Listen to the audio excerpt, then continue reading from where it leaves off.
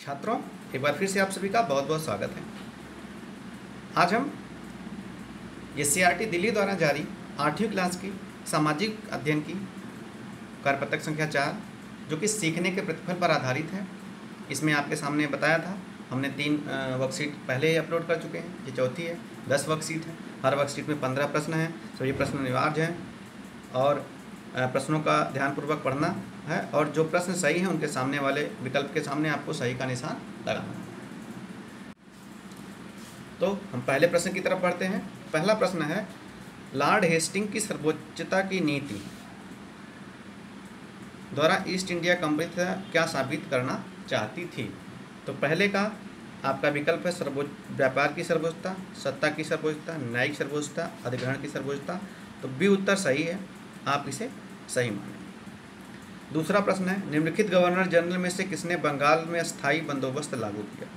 तो अस्थायी बंदोबस्त बंगाल में लॉर्ड कॉर्नवालिस ने लागू किया था। सी उत्तर आपका सही होगा। तीसरे प्रश्न पर आते हैं, औपनिवेशिक काल में मलमल का प्रमुख केंद्र था। तो मलमल का प्रमुख केंद्र कलकत्ता, ढाका, भोपाल, बम्बई, कलकत्ता हुआ करता था। ए आपका सही उत्तर है। सही विकल्प आपका ए है। अगला प्रश्न है, स्तंभ ए का मिलान स्तंभ बी में कीजिए और सही विकल्प का चयन करना है। तो देखिए आपके सामने झांसी, कानपुर, लखनऊ, आगरा ये केंद्र दिए गए हैं और यहाँ पे 1857 का जो विद्रोह हुआ था तो वहाँ पे किसने नेतृत्व किया था उससे संबंधित है। तो झांसी का लक्ष्मीबाई, कानपुर नाना साहब, लखनऊ हजरत महल, आरा का कुंवर सिंह, जगदीशपुर आरा वहाँ पे कुंवर सिंह ने किया था। तो इसे मिलान कर लीजिए। अब देखिए ए का 3 है। ए का 3 कहाँ पे आपको दिख रहा है? आपको सी में ए का 3 दिख रहा है। यहाँ पे ए का 1 है, गलत है। ए का 4 है, गलत है। तो आपका सी उत्तर सही है। 5वें प्रश्न पर आते हैं, निम्नलिखित में से कौन भारतीय राष्ट्रीय आंदोलन के नरमपंथी नेता थे। तो देखिए दादा भाई नौरोजी नरमपंथी नेता थे। आपका भी उत्तर सही होगा। लाल बाल पाल ये गरमपंथी नेता थे, गरम दल के नेता थे, ये माना जाता था। तो बी उत्तर आपका सही है। 5 प्रश्न हो गया। छठे प्रश्न को देखते हैं, निम्नलिखित उद्योगों में से किसका उत्पादन अन्य उद्योगों को पोषित करता है। तो देखिए किस का उत्पादन? चीनी का, वस्त्र का, सूचना प्रौद्योगिकी का, लोहा और इस्पात का। तो आपका जो छठा प्रश्न है उसका डी यानी लोहा और इस्पात अन्य उद्योगों को पोषित करता है। यानी आपको पता है कि जो भी उद्योग लगेंगे वहाँ पे लोहे और इस्पात का उपयोग होता है। तो डी सही है। 7वां प्रश्न है, निम्नलिखित में से किसका संबंध सुनहरे रेशे से है। तो पटसन, रेशम, कपास और ऊन। 7वें प्रश्न का आपका जो उत्तर होगा वह पटसन, ए सही है। 8वें प्रश्न पर आते हैं, निम्नलिखित महाद्वीपों में से किसमें सबसे अधिक जनसंख्या है। तो देखिए सबसे अधिक जनसंख्या अफ्रीका नहीं, एशिया हाँ, ऑस्ट्रेलिया और यूरोप। एशिया महाद्वीप में सबसे बड़ी जनसंख्या है क्योंकि एशिया महाद्वीप में आप देखेंगे दुनिया के सबसे ज़्यादा जनसंख्या वाले देश चीन है, भारत है और बांग्लादेश में जो जनघनत्व तो बहुत ज़्यादा है। तो एशिया सबसे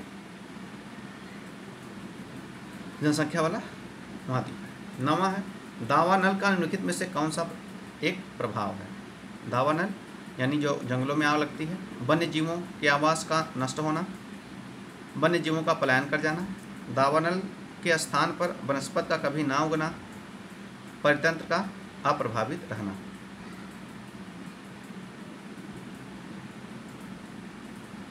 तो वन्य जीवों का आवास नष्ट हो जाना एक उसका प्रभाव।